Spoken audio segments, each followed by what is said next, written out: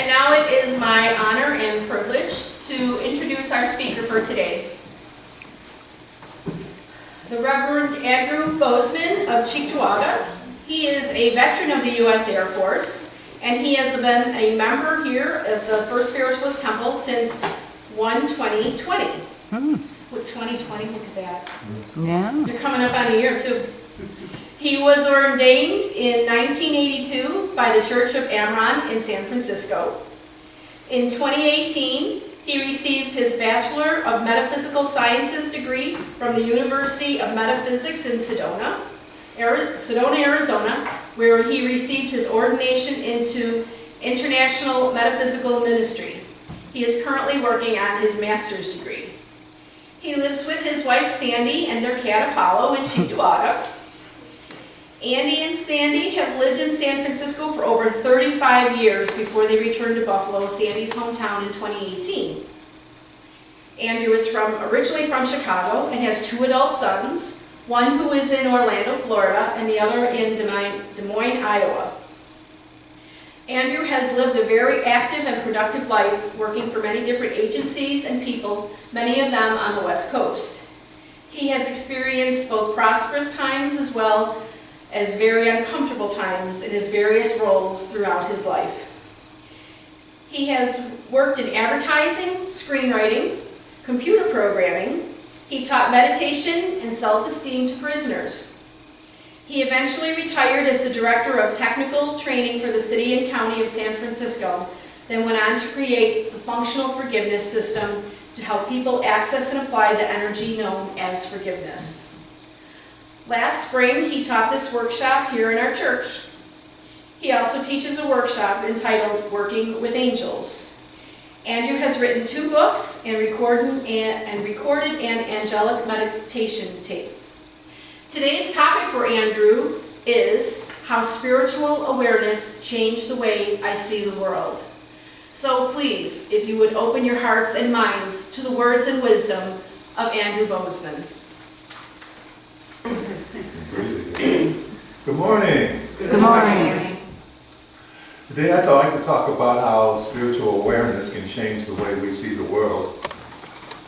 Now, every Sunday we repeat the declarations of the principles of the Spiritualist Church. 1, we believe in infinite intelligence.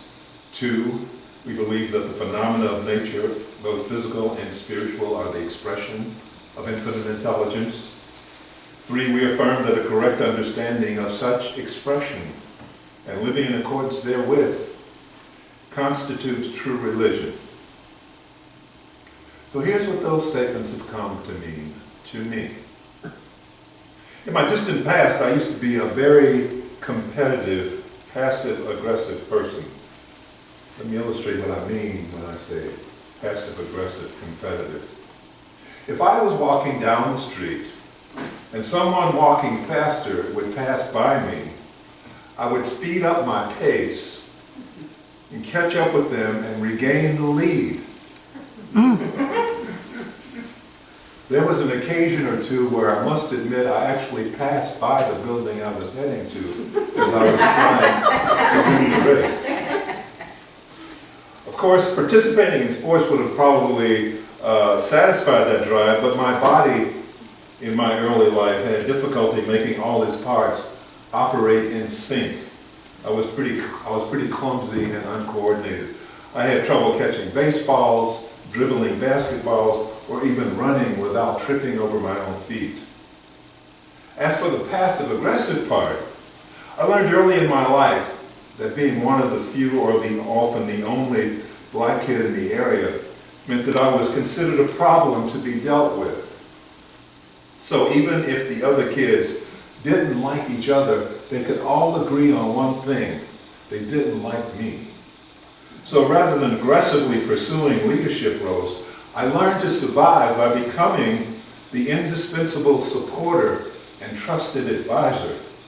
The result was that I would eventually inherit the leadership role because after a while it only made sense.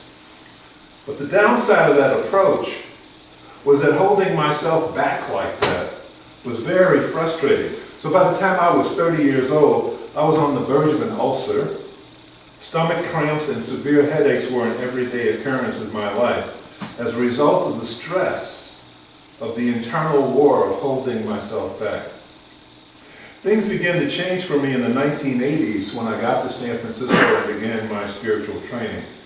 And I became more spiritually aware of what was going on inside me and around me. I learned that working with Spirit and allowing Spirit to work through me had several effects. One, it made me actually aware in a number of ways that I actually was an individualized expression of infinite intelligence. Two, it stilled my mind and gave me an ability to stay calm in many situations. Three, it empowered my intuitive senses and gave me the vision to see the underlying factors affecting the turmoil that was going on around me. Four, it instilled a new level of confidence because I began to have knowledge that Spirit can and does resolve problems.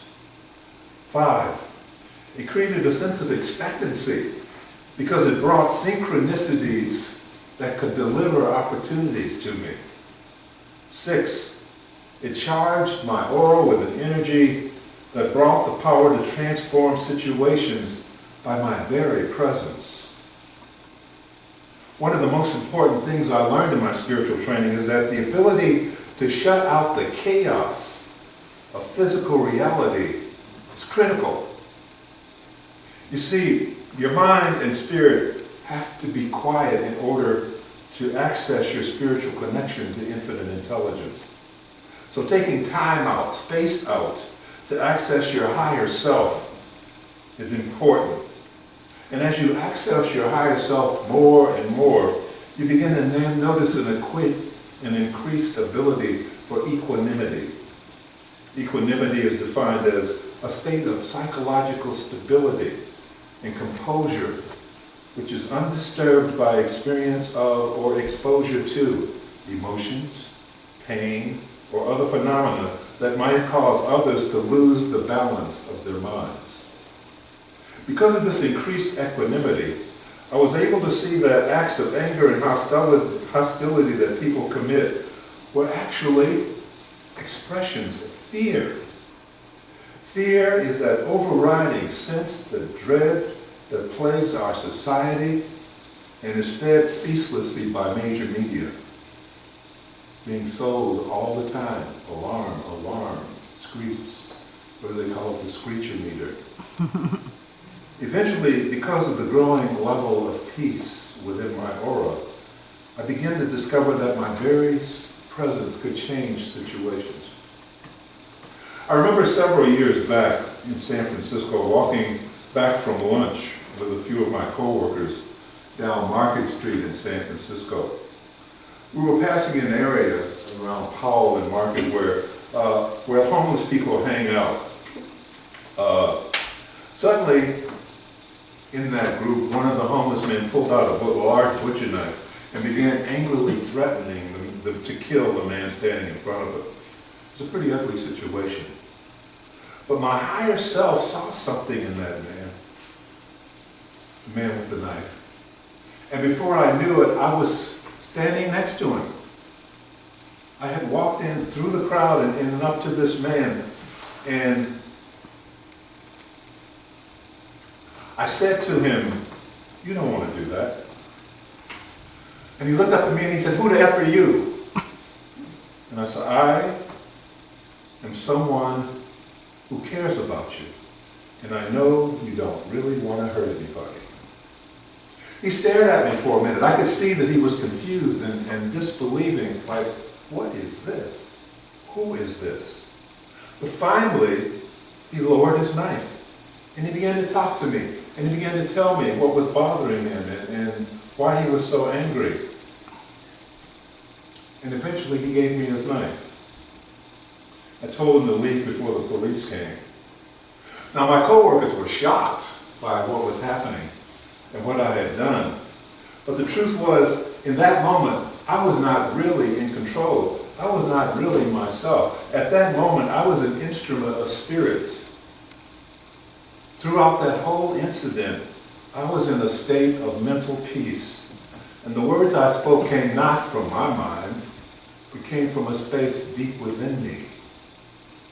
Would I have done something like that before my spiritual training? Are you kidding? No way. No way. That would have frightened me.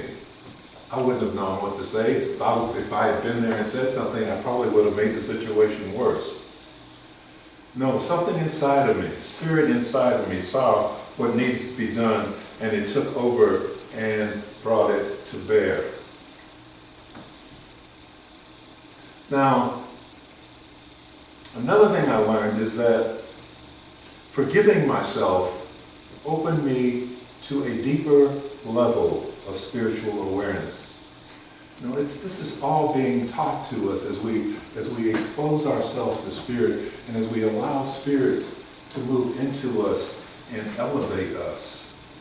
So, whereas the spiritual awareness elevated my sensitivity to the world, I began to be able to see the fear and distress in other people, no matter how well they were hiding it. My intuitive senses were heightened. And I began to learn that I should start teaching people how to forgive. I learned that I was growing more powerful in my presence, in my very being, because I had learned to forgive myself. One of the teachings of Carolyn Mace, who was an author and teacher, and who gained fame as a medical intuitive because she could see the illness in people and direct doctors on how to treat them. But she did a lecture on PBS called 3 Levels of Power and How to Heal and How to Use Them. And she was saying that a large amount of our life force is tied up in the past, in events and memories in the past where pain and emotion lock them up. And it steals that energy from our present and makes us weaker. And what we have to do is go back into those memories and pull our energy out. And the only way we can pull that energy out is to learn how to forgive. She said, learning to forgive is the greatest gift that you could give to anyone. It is the most selfish act in the world, learning to forgive. And once all that energy is released, it comes right back to you. Blasts right into your aura, and you explode with the light of Spirit. And you know what? People can see it. Well, some people can see it, those who see auras. But animals can see it. And babies can see it. Because animals and babies are operating at a psychic level, a psychological level known as the alpha. And so they can see things that we cannot. They can see at a higher level. And just as an example, before we were locked down, I can recall months ago being at an airport, actually an airport in Atlanta. And there were a couple of babies in the area where I ended up sitting. One baby was having a tantrum. He would not be quieted down. His poor mother was trying to quiet him down, and he just was screaming. But I came and I sat down, and he looked at me and he stopped crying.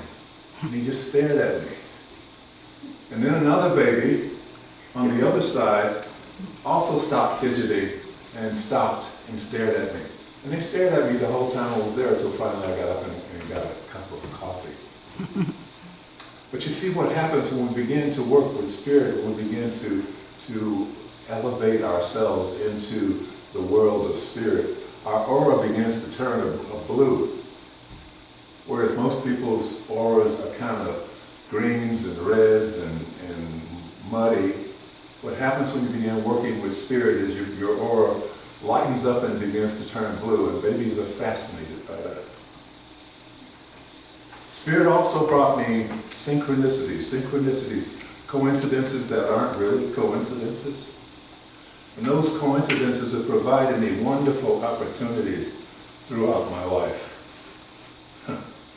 And also protection. When I was in San Francisco, I was a teacher of technology, among other things, and I was freelancing a lot. So I had to work in order to survive. And I had a car that wasn't that great at operating. It was usually on the verge of collapse. But I had to work, so I kept driving my car until I could save up enough money to take it to the garage and get it fixed. Finally, I had gathered enough money so that I could take my car to the garage.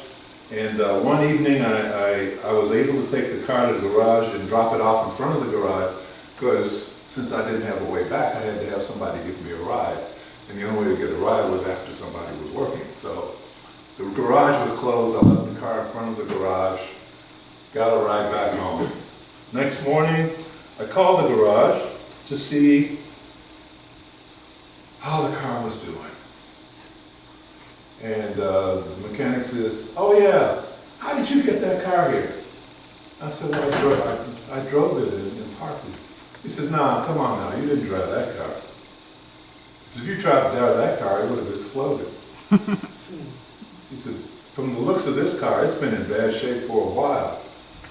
So how'd you get it here?" We couldn't even start it to get it into the garage. We had to push it to get it into the garage. This is the car I drove to the spot to get it fixed. And I realized that for however long, whatever few weeks it was, infinite intelligence, spirit had protected me and kept that car going, holding it together so that I could earn some money and stay alive. And finally, when I was able to take care of the problem, spirit let it go. And nobody else could drive it. Spirit. Spiritual awareness changed my life. Spiritual awareness changes the way that I look at life. One, it makes me acutely aware in many ways that I actually am an individualized expression of infinite intelligence. Two, it stills my mind and gives me the ability to stay calm in many situations. Three, it empowers my intuitive senses and gives me the vision to see the underlying factors affecting the turmoil that surrounds me.